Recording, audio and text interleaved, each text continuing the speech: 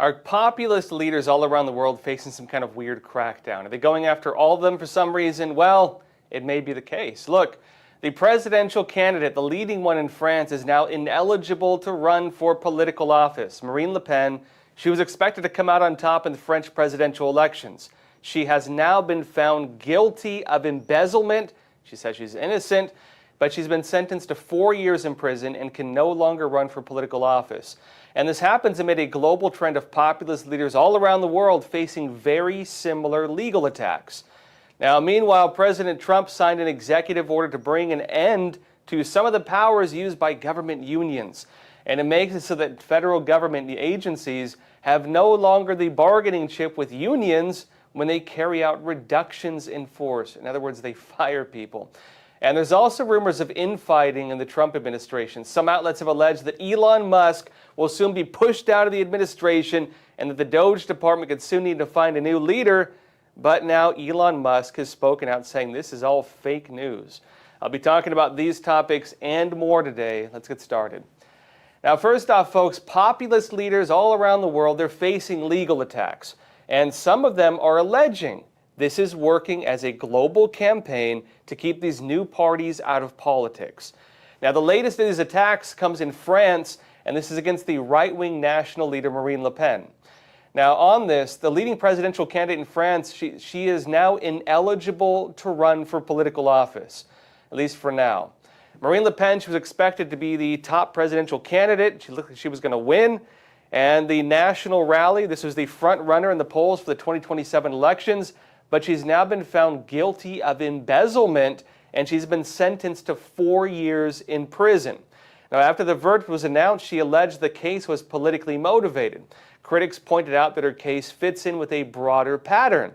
Populist leaders around the world are facing very similar attacks, and some of them allege that these work as a campaign to keep them out of politics.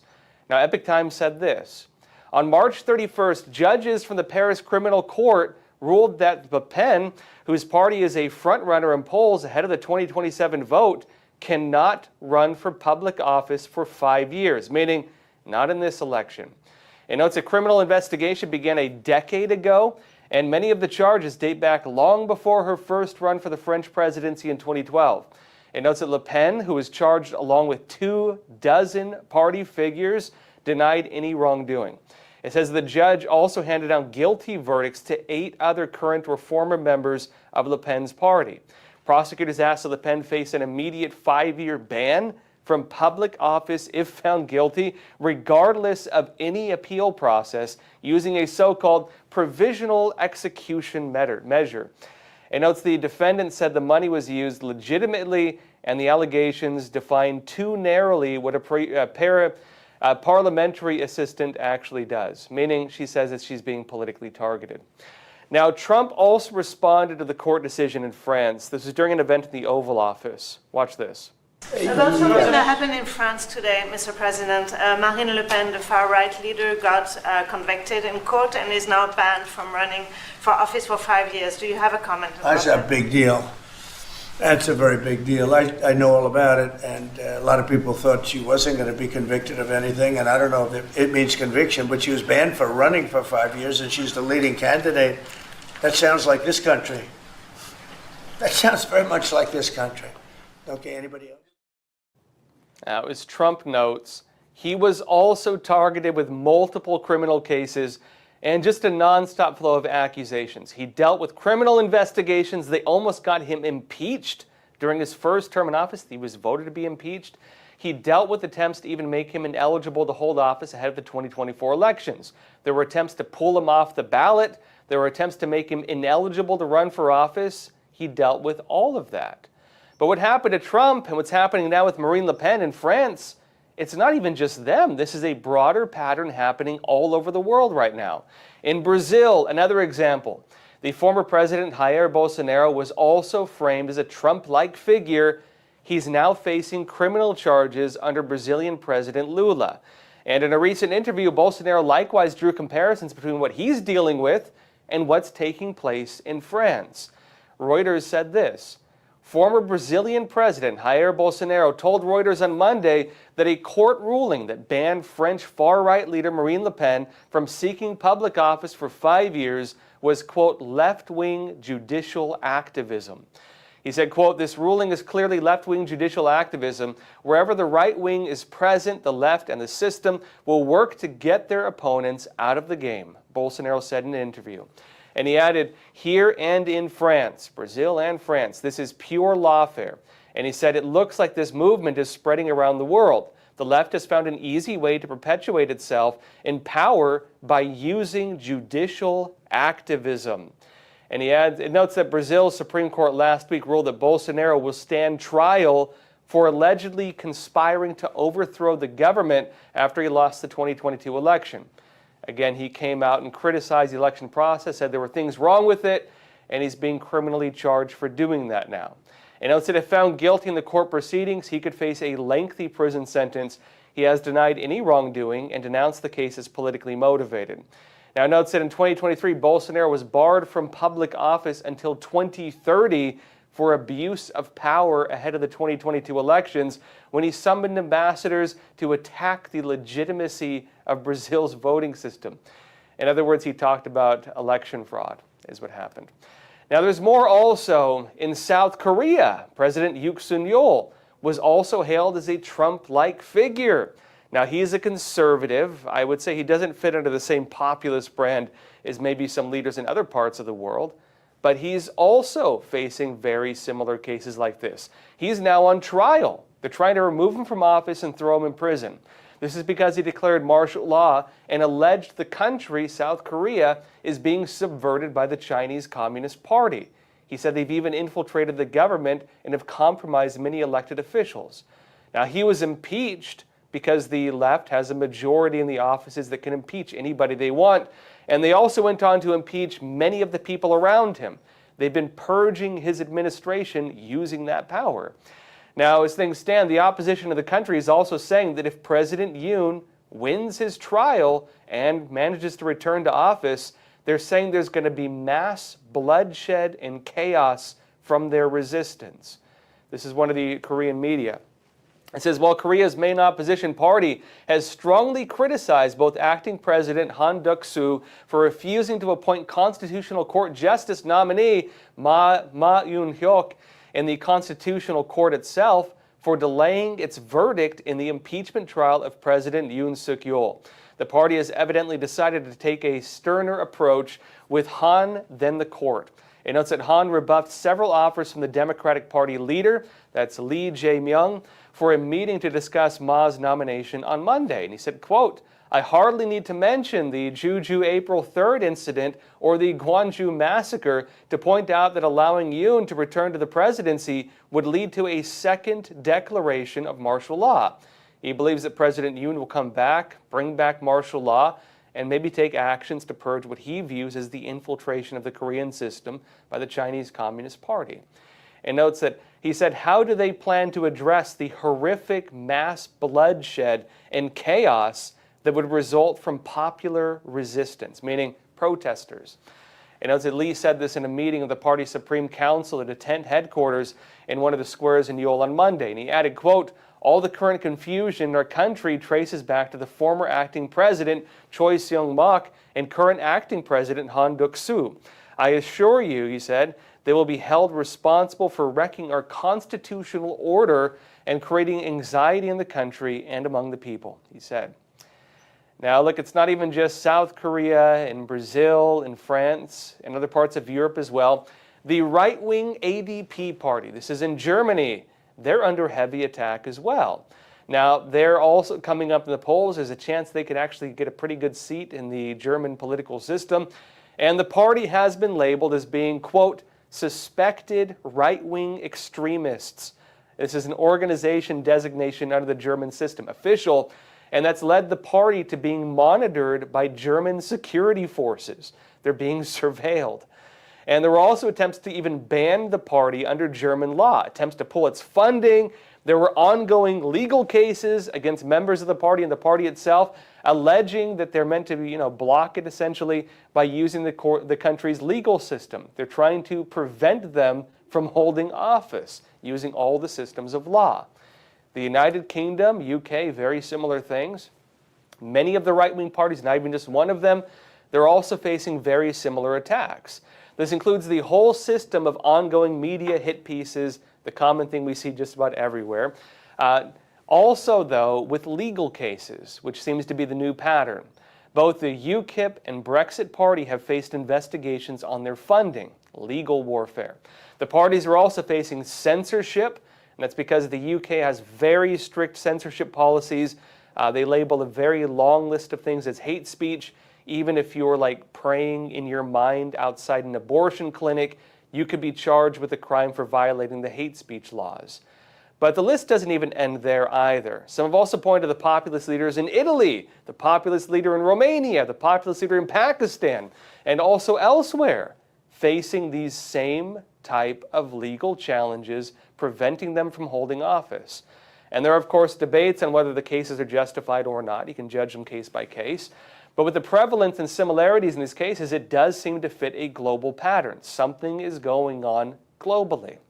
Now, Mike Benz, executive director of the Foundation for Freedom Online, he pointed to some of these cases and he wrote on X that, quote, the criminal prosecution of every populist challenger is a dagger in the heart of the credibility of democracy, suggesting if it's really about the will of the people, if democracy is really about people choosing their leaders, then is it still democracy if a political system makes it so that people cannot choose the leader they want? Is it still a democracy?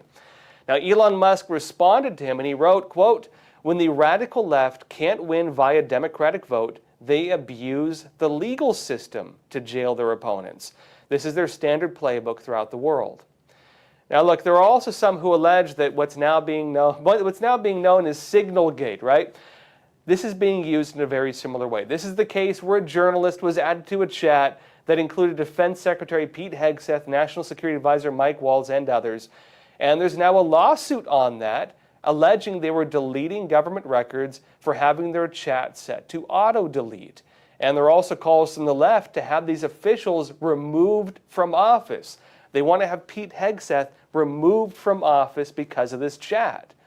Now, President Trump said he's not going to remove them from their positions, but this case is also seen as just another piece in this broader picture of legal attacks trying to use the legal system to dismantle opposition. But look, even outside the attempts to remove officials from office or prevent entire political parties from running, the Trump administration is facing an ongoing onslaught of legal injunctions. This is one of the big ones we're seeing in the U.S. The legal system right here is being used to override the President of the United States. Now, many of Trump's executive orders, his presidential actions, they're being blocked by judges all around the country, district court judges in many cases. Now, the issue is raising the question, can a judge have the jurisdiction to block orders from the president himself? If the president declares a national emergency, can a judge overturn a national emergency? What if we were under invasion? What if there was a war? When Trump declares we're under invasion by invoking the Alien Enemies Act, we found that can also be overturned. When Trump declares emergencies, we found those can be overturned. When he tries to take actions that, again, are not under normal interpretation of the law, we're seeing that judges in some cases seem to have more authority than the President of the United States. And this is raising the question of whether injunctions should actually have this level of power. Now, Senator Josh Hawley, he raised this issue during a recent hearing, and he noted the country has never seen anywhere close to this amount of judicial injunctions against a president. And he also noted the country had never seen a district court block a president through this method until 1963. Even then, there were legal debates over this, and even then, it was not used much until about 2015. Watch this. So 1963, so the Republic is 200 years old almost by the time we get the first district court issuing a universal injunction binding parties who were not before it. And even then, as you just alluded to, then there's this period of quiet where they're really not issued until the 21st century, until the 20-teens. Is that correct? That's correct. And then we see this explosion, as you can see in the chart behind me. In the Bush years, Bush 43, we have 6 universal injunctions binding non-parties. In the Obama years, we have 12. You referenced one of those cases, Professor Bray, in your opening statement, your written statement. And then under Trump in his first administration, 64 universal injunctions binding non-parties, 14 under Biden, and now 15 under the second Trump administration in 1 month alone. Mr. Panuccio, let me just... Now, on that point, Republicans are looking to challenge the use of injunctions by district courts against Trump. And one of the big cases they're focusing on is the blocking of Trump's deportation flights. Fox News said this: Democratic lawmakers are claiming a D.C. Circuit Court judge's ruling blocking the Trump administration's deportation of suspected Tren de Aragua gang members is a rightful part of separation of powers. And as Republicans, however, say the judge overstepped his bounds and that they are moving to ensure such an occurrence does not happen again. And they note in light of these developments, the House Judiciary Committee is expected to hold a hearing early next week looking into the issue of activist judges. And it notes as well, Representative August Floger, a Republican of Texas, told Fox News Digital that in addition to the hearing, House GOP members are also considering a bill to address the issue, and said, quote, I think the administration's doing the right thing by fighting it legally, he said.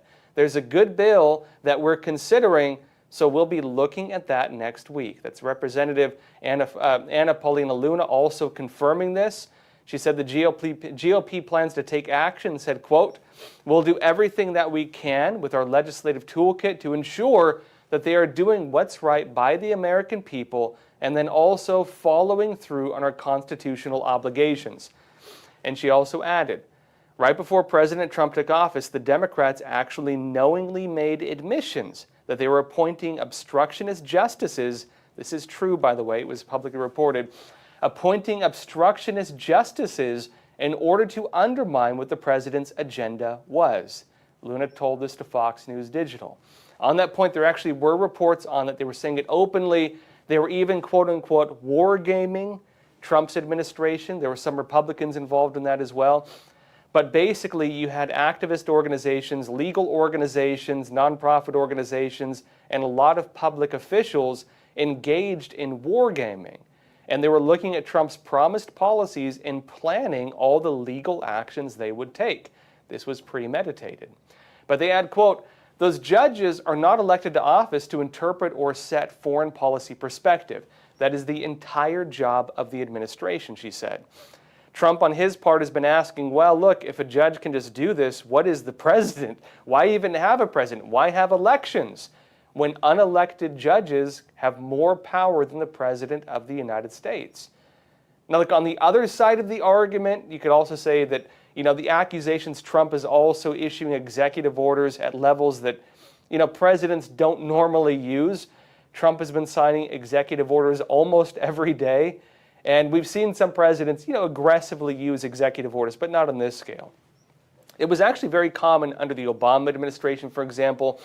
And at that time, it was Republicans who were very critical of his actions. They were basically saying that, the president is ruling by decree. And the point of injunctions is that if a judge believes the president is acting outside the law or the Constitution, they can put orders on hold until the case goes to higher courts. But the injunctions are also likewise now being used at unprecedented rates. We've also never seen them used like this. So it does appear there's a need for maybe clarification in the law. Maybe there's some middle ground, maybe something else. Now look, speaking of executive orders, Trump also signed another executive order on March 22nd, and this one is more significant than maybe it was given proper notice. This order aims to bring an end to some powers used by government unions, and it makes it so the federal government agencies, they no longer have to bargain or negotiate the unions, especially when they carry out, quote, reductions in force, meaning they get rid of people, they fire people, they lay them off. The White House wrote this is an executive order from Trump, and it said, quote, today, President Donald J. Trump signed an executive order using authority granted by the Civil Service Reform Act of 1978, that's the CSRA, to end collective bargaining with federal unions in the following agencies with national security missions. Now, it goes on to list about 24 government agencies and then adds this, quote, the CSRA enables hostile foreign federal unions to obstruct agency management. Effectively, they're saying that this system allowed the unions to pressure the government itself. And they say this is dangerous in agencies with national security responsibilities, which again are the ones that he's overturning these rights with. And they note that President Trump is taking action to ensure that agencies vital to national security can execute their missions without delay and protect the American people. It notes the president needs a responsive and accountable civil service to protect our national security. And it notes as well, certain federal unions have declared war on President Trump's agenda, they say. And they say the largest federal union describes itself as fighting back against Trump. It is widely filing grievances to block Trump's policies. The other important thing we're seeing with these judicial injunctions, it's not like the judge is just doing this out of thin air. This is the result of many lawsuits, and many lawsuits do come from the unions. It notes, for example, VA's unions have filed 70 national and local grievances over President Trump's policies since the inauguration, an average of over one a day. Protecting Americans' national security is a core constitutional duty, and President Trump refuses to let union obstruction interfere with his efforts to protect Americans and our national interests. It says President Trump supports constructive partnerships with unions who work with him. He will not tolerate mass obstruction that jeopardizes his ability to manage agencies with vital national security missions. Now, again, we'll see where this goes. The unions are probably going to fight back quite a bit, but by overturning the law that was the basis of some of these legal actions, Trump just took away a tool they have that was being used to file many of these injunctions. Now, also along these lines, the pressure against the Trump administration may also come from beyond the normal forms of opposition, let's say. In a recent interview with Christian Broadcasting Network, White House Press Secretary Karoline Leavitt said the Trump administration is also facing, quote, spiritual warfare. Watch. It's warfare out there. In Christian terms, people will call what's happening in our country today spiritual warfare. Yeah. Do you see it in those terms, kind of good versus evil out there, and that context? How do you see that? I certainly believe in spiritual warfare, and I think I saw it firsthand, especially throughout the campaign trail with President Trump. And I think there certainly were evil forces, and I think that the president was saved by the grace of God on July 13th in Butler, Pennsylvania, and he's in this moment for a reason. We're all here for a reason, and I think it's a miraculous thing that has taken place in our country. Speaking about Now, regardless of where you see them coming from, it does seem there are various battles taking place right now. And related to this, we're also seeing media manipulation happening. There are rumors of infighting in the Trump administration. I'll be talking about this more after I come back from a quick break. Experts agree. One of the best ways to protect against financial uncertainty is to diversify your portfolio. Learn how physical gold and silver can secure your retirement funds from today's economic challenges. With a gold IRA from American Hartford Gold, you can safeguard your wealth with no penalties or taxes when you transfer your current qualifying retirement accounts. Call now and our precious metals specialists will send you a free information kit, no cost or obligation. American Hartford Gold, a trusted industry leader with an A+ from the Better Business Bureau, has a 5-star rating from thousands of happy clients. Whether you are getting physical precious metals in a gold IRA or delivered to your doorstep, we offer only the highest quality gold and silver. For your peace of mind, we also offer a no-fee buyback commitment, a low-price guarantee, along with free shipping and free insurance. So don't wait. Call the number on your screen today and secure your financial future.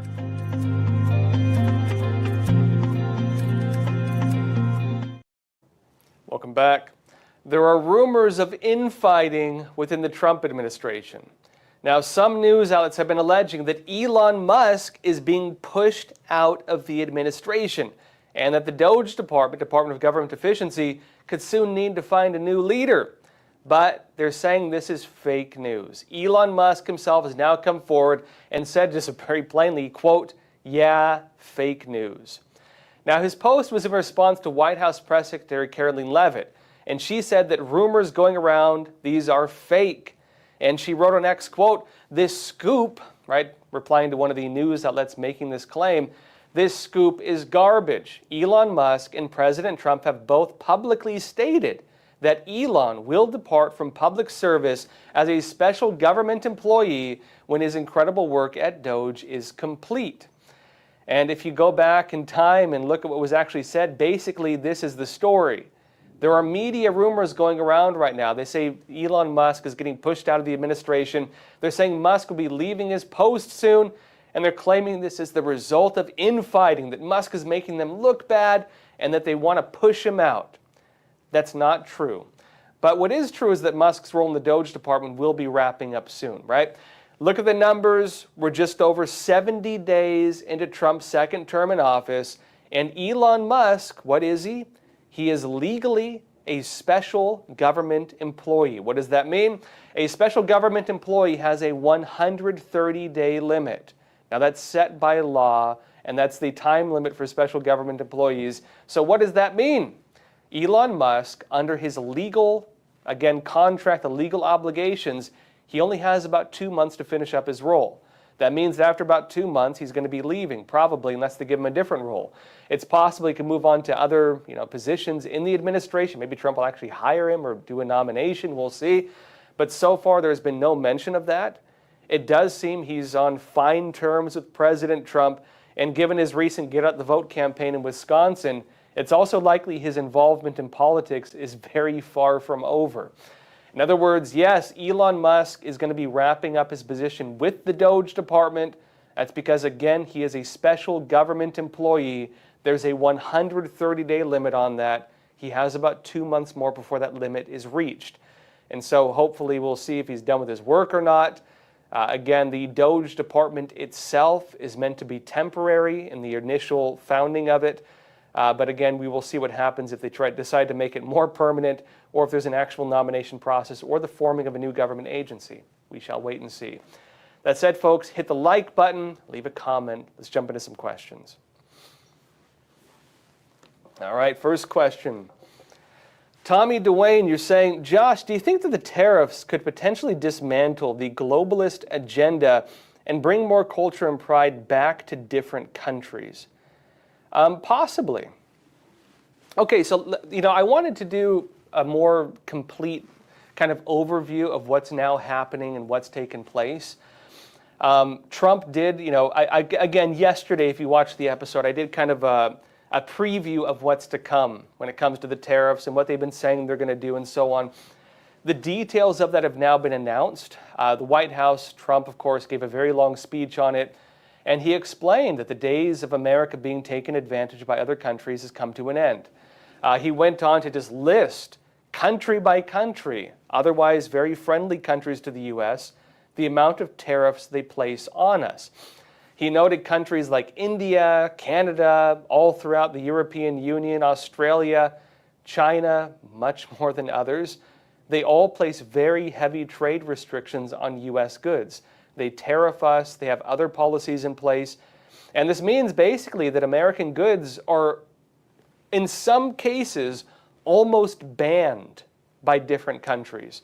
You could say you could buy them at very expensive price tags, but effectively banned. He noted that motorcycles, for example, being sold in many countries, they place some place like 70% tariffs on American motorcycles. If they want to sell their motorcycles here, we pay like 3% tariffs. And so how do you balance like a 70% tariff if we want to sell to them, or 3% if they sell to us? And they also have like devalued currencies, and they also have other, special trade agreements and so on that give them even more leeway. How can America even compete? I mean, it's crazy. Now, one thing that's also been noted is that the United States is one of the global largest consumers, about I think over 30% of global consumption. We're a major market, and we don't have a lot of domestic production, meaning a lot of our consumption is from foreign goods. We buy a lot of foreign goods, which means other countries, they can't really just go somewhere else that easily. They can't just go and find like a new market to sell their stuff at, especially when most of their market has been based on taking advantage of Americans. Now, there are different arguments on this. Most of the Democrats very opposed to what Trump is doing. You also find some libertarians very opposed to it. Rand Paul, for example, he did a long speech. He's very critical of Trump's tariffs. Libertarians, they tend to be more like free trade absolutists, some of them. He's very much against Trump's tariffs. He did a full, presentation on it. He's going to be he's going to be trying to get Congress to take action to block Trump's tariffs.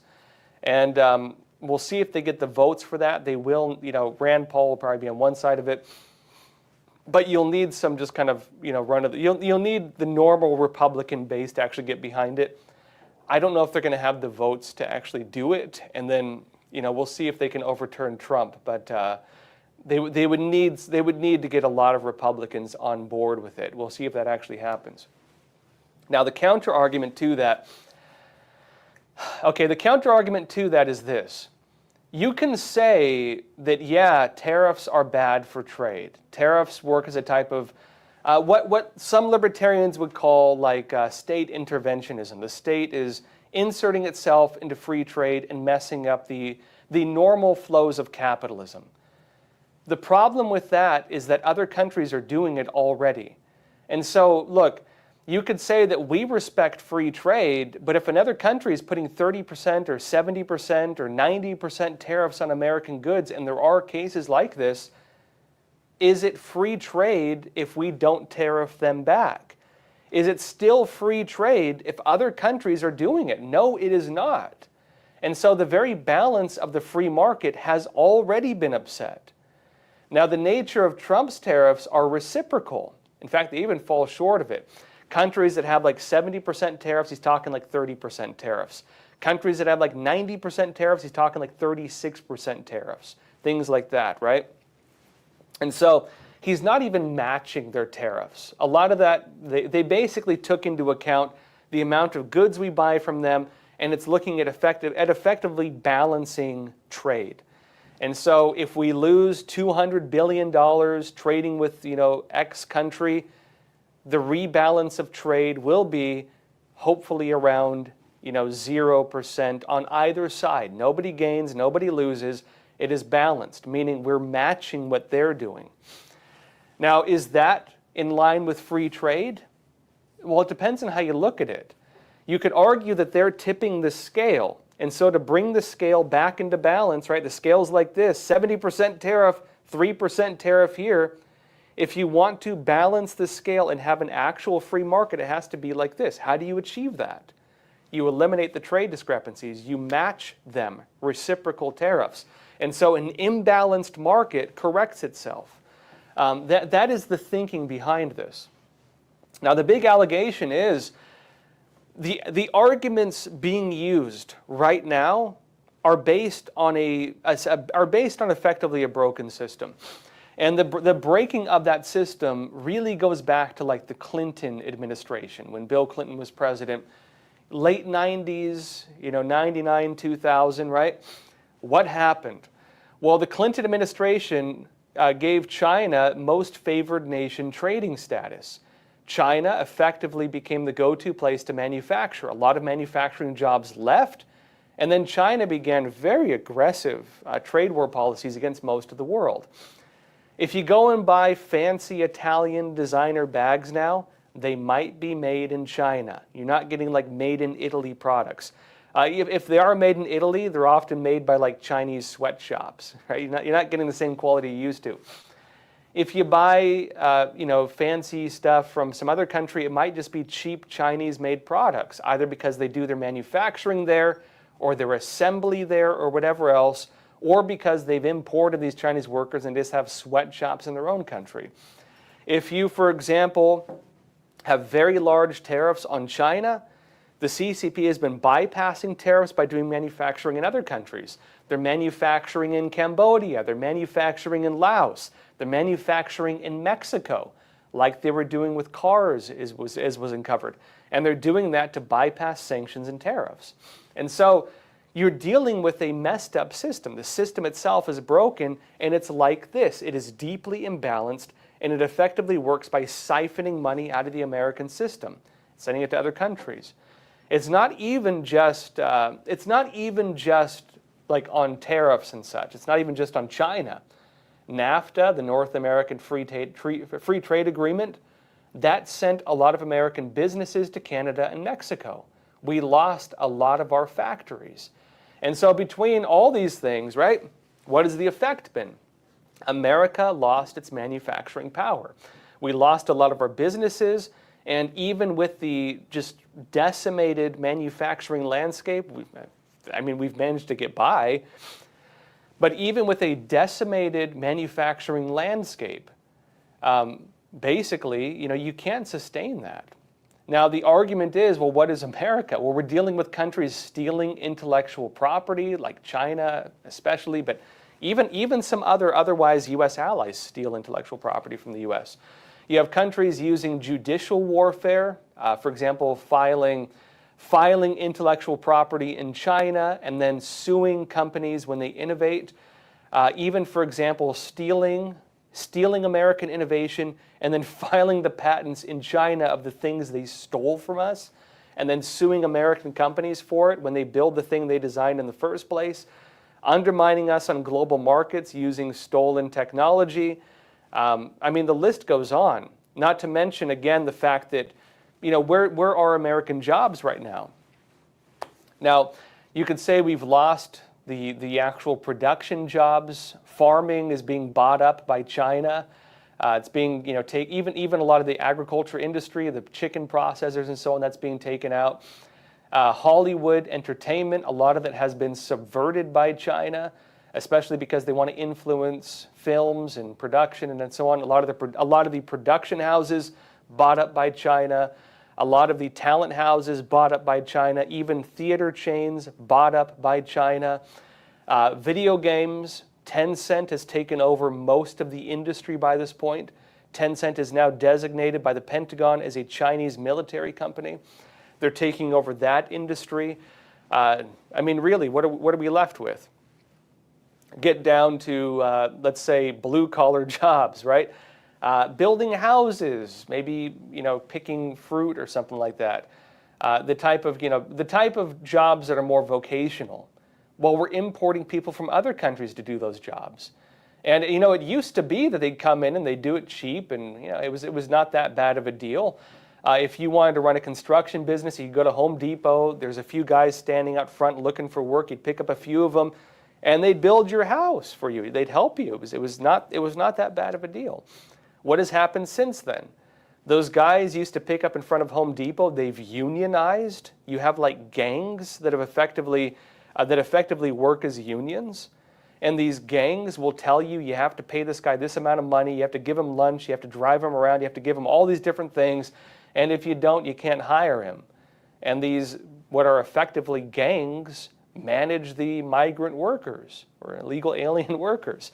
Then you have the issue that a lot of them say, why do I need you? And they just build their own businesses and they undercut everybody because they they actually cut a lot of corners when it comes to like materials and stuff. One of the reasons why, if you get repair work done these days, you'll often get a very shoddy job. They'll buy the cheapest materials, they'll cut corners, they'll just slap things together, and they'll charge you a ridiculous amount of money. It's no longer cheap like it used to be. So where are we as a country? We lost manufacturing to NAFTA, to Mexico, Canada, to China, right? We lost that. We're losing farming. We're losing farming to China buying up farmland. It's not that severe yet, but it's heading that way. Innovation, intellectual property, it's being, even when we do it, it's being stolen through cyber attacks and so on. We're losing that. That's the long-term economy of our country. We're losing the blue-collar jobs to illegal aliens, importing millions upon millions, literally tens of millions of them, undercutting us, and then getting on social welfare programs, draining Social Security, Medicaid, and everything else. I guess you can work in like medical or government, And if you look at the actual job numbers, that's where most of our jobs are these days. When they say we've created 100,000 jobs, you look at the actual numbers, where do the jobs go? Almost all of them are either government jobs or jobs going to illegal aliens. Is that benefiting the American people in any way? And then we let ourselves get robbed and ripped off by literally almost every country on the face of the planet, as we've now been shown. So what do you do? What do you do at that point? I know this is a long answer to this question, but getting back to what Tommy DeWayne said, and also to the point of individuals like Rand Paul suggesting that tariffs are bad and effectively work to undermine free trade and actual free market capitalism. The argument to that is this: we no longer have a true form of capitalism. The capitalist system has already been undermined by state interventionism, just it's global. You can look at US policy, fine, but you also have to look at other international policies that impact American free trade. And we've basically let ourselves be governed by other countries. Other countries that are communist or socialist or have no respect for this country. Other countries that are undermining the free trade of the United States. Other countries that are crippling our system. Other countries that send people here to work and they send the money home through remittances so the money does not circulate within the US economy. Other countries that undermine us in just about every way you can imagine. And so, is that a healthy economic system? No. Then if you correct that system using state interventionism, not as a way to create an imbalance in your favor, but instead to create balance, is that the correct approach? I'm normally very much against state interventionism, but I do believe in balanced trade deals. And I believe also that we need to restore American manufacturing or we have no future. If we do not restore manufacturing and get jobs and everything that comes along with them, jobs means supply chains, local jobs, local manufacturing. That means money does not leave our country either through remittances for illegal aliens working here or through foreign businesses selling their goods here. When money leaves the country, it does not circulate within the economy. It siphons off the wealth of a nation. You need to balance that if your country is going to survive. Your country will not survive if you do not have internal circulation of wealth. And we're very rapidly losing that. And a lot of other things too. There's the restrictions on houses and housing development, and houses are effectively investment pieces now. Banks, foreign investors, they're buying up properties in the U.S. and just sitting on them, and then raising the cost. I mean, it's wild stuff like this. I think the American people have been just squeezed from all directions, and a lot of this again goes back to the Clinton administration, and one of the biggest things they did, aside from NAFTA and all the stuff that happened with that, was giving China most favored nation trading status. That policy is what created a lot of these imbalances. And that said, China now, Trump hit the Chinese Communist Party just now with, on this, roughly 34% tariffs. Take that in combination with the existing roughly 10% plus 10%, 20% tariffs because of fentanyl and so on. You're looking at around 54% tariffs on China. The CCP will not survive. The CCP will not survive this. But you know what? Good. And hopefully this will cause a remaking of global systems in a more healthy way. Because if you have a system that can only exist by effectively working as a parasite, it is not sustainable. You need to make it sustainable on its own. If it's not sustainable, it's going to collapse, and people need to build back something else. Effectively where this is going to go. And last point on this, and I know this is a long answer, to Tommy DeWayne's point, absolutely, this will effectively end globalism as far as I see it. This will effectively end globalism. A few possibilities with it. Other countries will begin domestic manufacturing in the United States. You could say that's still globalism.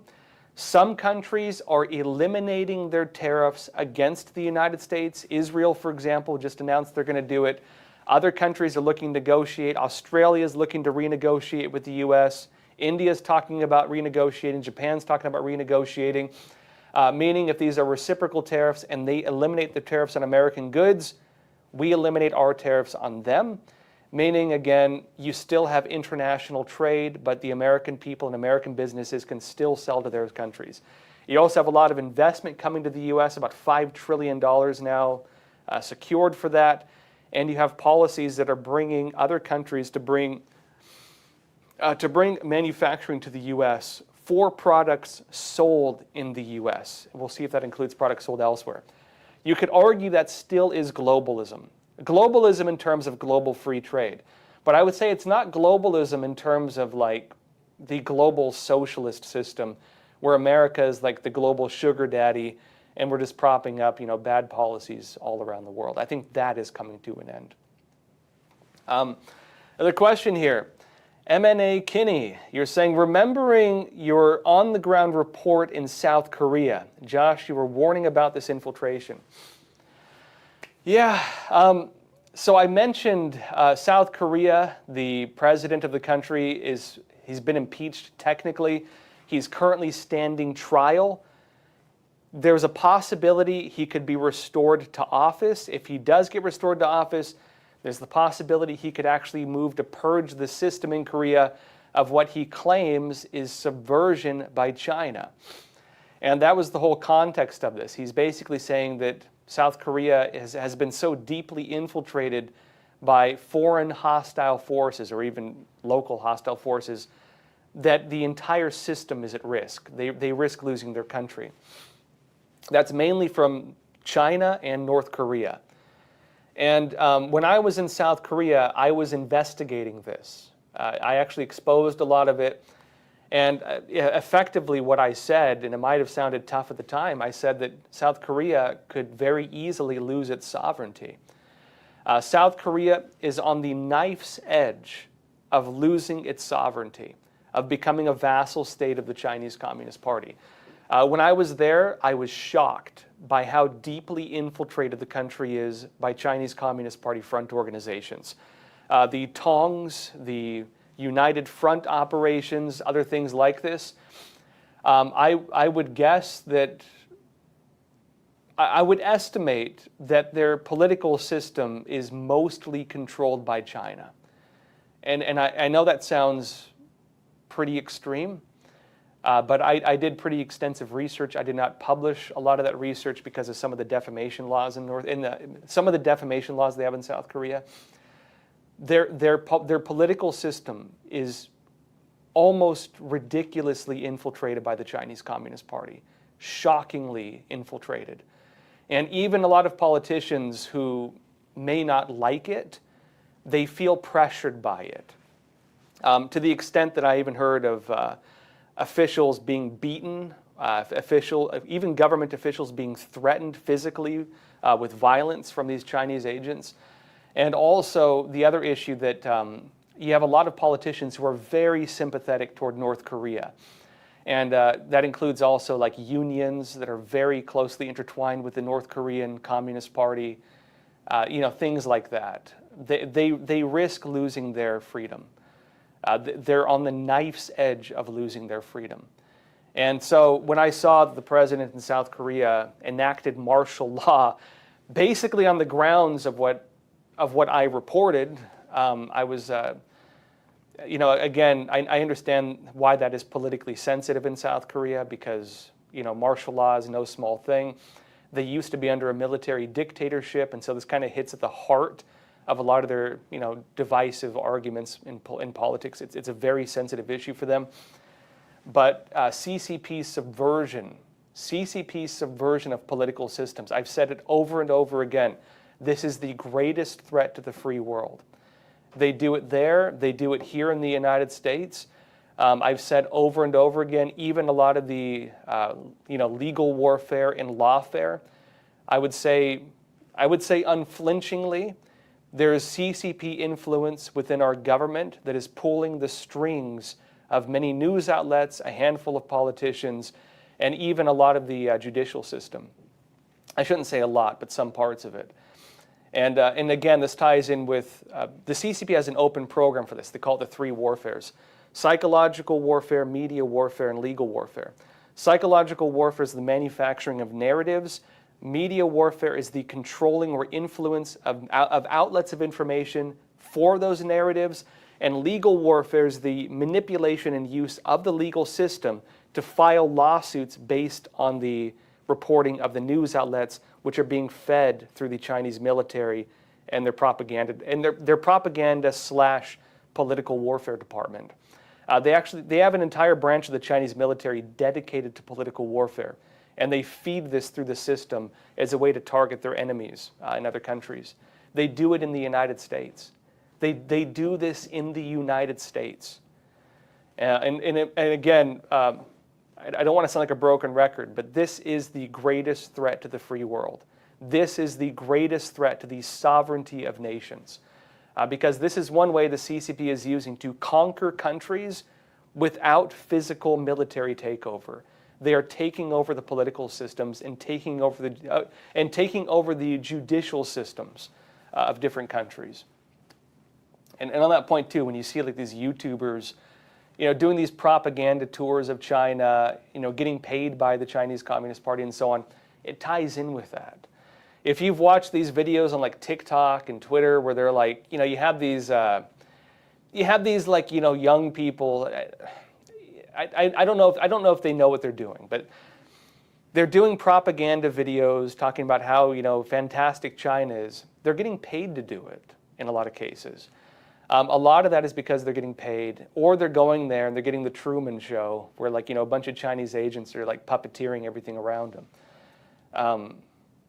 Again, I don't want to say anything bad about these people. I don't think a lot of them really know what they're doing. But this is one of the methods the CCP is using as part of these campaigns. They're doing a very heavy information campaign right now. Another question, David A., you're saying, I agree with the blocking of the deportation of alleged members of Tren de Aragua. Need to make sure they are actually gang members, need to have due process. Yeah, so I wanted to have something on this. There's just so much to report these days. There was a news article from one, I can't remember which media it was, one of the corporate media. They had a news article claiming, even saying, right? They were saying that Trump had deported a guy saying he was a gang member, and they were saying this guy was totally innocent, that there was an individual sent to an El Salvador prison, and he was totally innocent. And the whole narrative of this article was basically saying, without due process, you're not doing a proper review to make sure people are actually what they say they are. If they're sending people to a prison in El Salvador under the accusation they're members of Tren de Aragua or MS-13, there needs to be due process to make sure they actually are. That article blew up, totally imploded, and here's why. It's because in the very article itself, again, J.D. Vance chimed in on it himself, Vice President J.D. Vance, and he pointed to the fact that the article, this big corporate news outlet, missed or maybe ignored the fact that it was written in the judgment that the guy was in fact a member of MS-13. He had been ordered to be deported under the Obama administration. He was found to have been a member of MS-13, and he was allowed to stay in the country. And so the whole article was fake, basically. It was a fake report. The problem you have with fake reports like that, though, a lot of people, they'll read something like that, and they'll never read a rebuttal. The news outlet itself may never report a rebuttal. And when you have, the Vice President, J.D. Vance, come out and show the actual court documents highlighted with the very line that says this guy was an admitted member of MS-13, they will still not believe it because, partisan divides. Some people will not listen to J.D. Vance because he's a Republican and he's with Trump, and because of political divisions. They don't view them as credible. And so you have what is an article effectively lying to people, right? Creating a narrative that they're not having due process, and they're just sending people to these countries, and innocent people are being accused of being gang members, and they're going to El Salvador and being treated terribly, like human rights abuse level according to them. That's the allegation. And the problem we have is when there's no rebuttals, when it's not retracted, when there's things like this, is you have people acting on those articles. The basis of politics, of a lot of political legislation and so on, bills, even legal action, is oftentimes news reports. And so if you can have a news article, if you can have a news agency manufacture a narrative, right? Even if they have to make fake arguments and fake articles or get comments from, puppeteer, activist individuals, right? And they can puppeteer and cherry pick voices and manufacture any narrative they want. They then create a story. The story is then used to create grassroots movements. They comment on it. It results in even more articles. And the body of those articles is then used politically to enact political change, to carry out injunctions, to block political actions, to file lawsuits and everything else, even though the basis of it is just riddled with factual errors. And again, it's the same thing the Chinese Communist Party is doing. You make false narratives, you cherry pick stuff, you do propaganda otherwise, you get it reported in the media, and then after you create noise enough, you use the noise to trigger legal action, right? This is three warfares just on a domestic scale. In my opinion, it's the same thing. It's just they're doing it, because of partisan reasons, not because of like foreign infiltration type stuff, right? On that point, though, I do think you should have some due process, but without a doubt, I wouldn't want to get sent to like El Salvador and have no path of like legal recourse. You know what I mean? But I do, reading into it a bit more, it does seem to be the case that individuals being sent to these countries already had some form of due process, and they have already been determined through official means to have been gang members and so on. Although you could argue maybe they're former gang members, maybe they no longer are engaged with these organizations, others would say some of these gangs do not let you leave. You will be a member for life or they will kill you.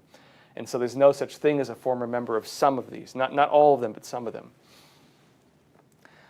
Joanne Boeg, you're saying, remember Walmart's whole marketing mission was only USA made. Geez, what year was that? Maybe not in my memory. That might have been like early Clinton years. I don't know. Maybe this is before my time. Walmart right now is kind of infamous for having just huge amounts of made in China goods.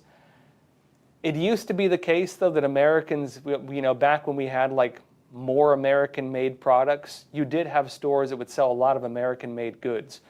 I hope to again see that Made in America label everywhere I go. I hope I go to the local bodega here in New York and I see Made in America on like every product on the shelves. I hope I go to Home Depot and everything there is made in America. I hope I go to Walmart and Target and every single product has a nice American flag and it says Made in America. I hope to see those days yet again.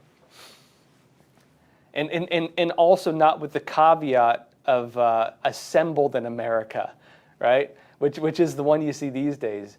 Like they'll like make the product in China and they'll assemble it in America. Assembled in America. I hope I don't see that. There's a lot more to all this. I'll probably go deeper into some of that tomorrow because the tariff stuff. It's interesting and there's a lot with it. I'll probably do more on that tomorrow or next week. I already did a whole video yesterday about kind of the policies. I want to let it sit for a little bit so we can see some of the impact and then we'll revisit it. But there's some big stuff I want to talk about too on that. So future episode. Ashley from California, you're saying, I'm surprised a judge hasn't blocked the tariffs. Well, it's going to be hard for them to do it because tariffs are one of the few powers historically that are given to the President of the United States: tariffs.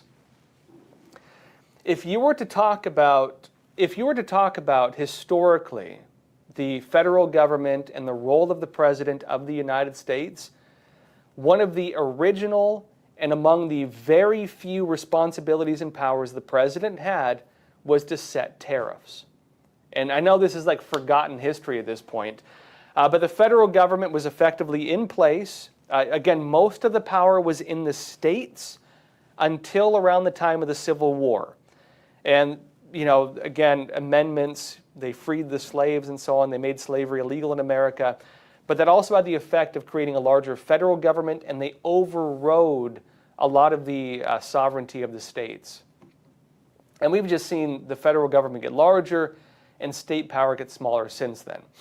But if you go back to original powers, like, you know, with the responsibilities of the president, basically it was this: the federal government secures the borders, the federal government engages in foreign diplomacy, the federal government kind of deals with like the big picture issues between states, prevents us from going to war with each other, that kind of thing.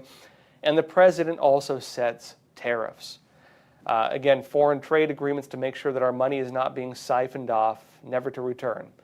And that was also one of the reasons why we became a republic in the first place. This is actually not very well known. But before America became a republic, we were actually a confederacy. The original government of the United States after the American Revolution was a confederacy of states. And the reason they ended that and created a republic, which we are now, the reason they did that was because individual states were getting ripped off on trade by other countries. Other countries in Europe and so on were just taking advantage of individual states like there was no tomorrow. And so the reason that one of the main motivations, again, of ending the Confederacy and creating a republic, right? A union of states under a republic with the federal government in charge of it, not just like a Confederate Council of States, right? Was so you could have a body to negotiate on trade and make sure that the whole country wasn't being ripped off. So on that point, you might see judges try to block the tariffs, but given the historical context of the rights of the president to enact tariffs, it's of all things, this would be very hard for them to do. It would be very difficult for them to do this. Congress might be able to do it. I don't think the courts could, at least not in any way that would probably last, based on any interpretation of the Constitution. Really, right? All right, last question, folks. Paul Navante is saying, what really does free mean in terms of trade? Well, I would say free trade is when trade is devoid of state interventionism. And that's one of the big arguments with tariffs, right? I've debated this with some libertarians. You know, I'm probably a little more like libertarian-ish in terms of my views. I kind of have this like live and let live mentality, you know what I mean? I think classical liberalism is the idea that, you know, you have your standards, you don't necessarily hold other people to your standards. You should be strict with yourself. I think you need to have your own values and moral system, but you don't need to be a jerk about it, you know what I mean? And so if somebody does things that I don't agree with, it doesn't mean I don't like them. It doesn't mean I look down on them. It doesn't mean I don't respect them. You know, because maybe it is more of a libertarian or classical liberal viewpoint. I don't believe it helps anybody to dislike people when they do things you don't like, right? I have my standards I hold myself to. I don't necessarily hold other people to my standards, right? That's just the way I am. Not saying I'm perfect. I'm far from that too. But when it comes to free trade, again, I've negotiated and debated with, I've debated with some libertarians. You know, I speak at Freedom Fest every now and then, Libertarian Conference. I'll probably be there this year. But this is the argument I had. Because when Trump was putting tariffs on China during his first term in office, this was one of the big debates. Is Trump undermining free trade by tariffing China? Is he? Well, you could argue yes. Any type of tariff, any type of trade restriction, any type of action like that does place a restriction on trade. The issue I raised is this. Is it free trade right now if you're allowing another country to do it without balancing it? And so it is not, frankly. The issue is we already do not have a free trade system. And so what do? You could argue it's not free trade when America tariffs other countries, but is it still free trade when we let other countries tariff us or fine our companies or restrict our companies or control our companies using socialist or communist policies, as China does, where they force companies to hand over intellectual property? They're even talking about seizing intellectual property. Is it still free trade when you go to China and they force you to have a communist party cell in your company? Is it still free trade when they put like 700% tariffs on your goods and you just let them do it? Is that free trade? No, it is not. So how do you create free trade? Well, you either have to convince them to end their state interventionist policies if you're going to have actual capitalism. It is not actual capitalism when you have these policies. So you either convince them to end it or you nullify it. And the way you nullify it is through reciprocal tariffs. You have to meet it. Then it is, again, the discrepancy then is reduced to zero. You've nullified the imbalance. And once the imbalance is nullified, then you have the closest thing you can get to free trade without the actual elimination of state interventionism, in my interpretation. And I'd say this politically as well. You know, if you allow other countries to restrict your businesses using socialist or communist policies, then you are allowing your country to be manipulated by socialist or communist policies. You're allowing your sovereignty and your freedoms to be undermined. And so, you know, unfortunately, the way it has worked is that the Chinese Communist Party more than, and I know I keep saying it, but if you look at Trump's list, they're the top of the chart. They're the biggest issue with this. They're the ones that caused a lot of these issues. If you let them use the free market as a way to make you less free, then you are losing parts of your sovereignty. And they're using the free market to influence business, to influence entertainment and culture, to influence politics, lobbying, bribery, special interest, everything else, foreign investment, and so on. They're using the free market, or what used to be the free market, taking advantage of it, is like a road that has been established. And they're using this road to undermine the basic sovereignty of our country and the basic rights of our country. And so I think the only way you can fix this is by nullifying it or getting them to all drop it. And there's no other solution to it, I'd say. Also, I do think we need to bring back factories. If America is not producing, we're on a long-term path to destruction. You have no long-term survival without production. There's no long-term survival without it. And we're on a very dangerous road if we do not restore that. And so I do believe that's what's being done now. We'll see if it accomplishes it, but I do think at least attempts are being made on that front. That said, folks, it's Thursday. Tune in tomorrow, 10:30 a.m. Eastern Time for another episode. There's more to talk about than we can ever talk about, so I have some good stuff in the works for you. Join me tomorrow again. We'll see how things are unfolding. I'll give you some updates on it. We'll delve into some deeper stuff. And that said, folks, please share this video, give us a like. And as always, please take care of yourselves, stay informed, and stay free. Thank you.